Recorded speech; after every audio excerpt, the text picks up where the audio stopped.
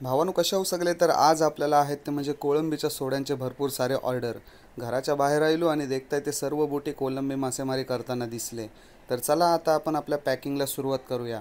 Parcel packing करायच्या अगोदर आपण सर्व सोडे आहेत ते उन्हामध्ये एकदम कडकडीत सुकवून देतो. सोडे तर उन्हामध्ये एकदम कडकडीत सुकलेले आहेत. आता तुम्हाला कोळंबीच्या दोन प्रकारचे सोडे दाखवतो. हे बघा मित्रांनो, हे आहेत ते म्हणजे कोळंबीचे गोल सोडे, एकदम कडकडीत उन्हामध्ये सुकलेले. आणि हे आहेत ते म्हणजे कोळंबीचे उभे सोडे. चला आता पॅकिंगला बसूया. सगळ्यात अगोदर कोलंबीच्या उभ्या सोड्यांचे जे ऑर्डर होते ते आपण फटाफट भरून घेतले. क्वालिटी आणि क्वांटिटीमध्ये आपण अजिबात कॉम्प्रोमाइज करत नाही. उभे सोडे पॅकिंग करून झाल्यानंतर आता आपण पॅक करतोय ते म्हणजे कोळंबीचे गोल सोडे.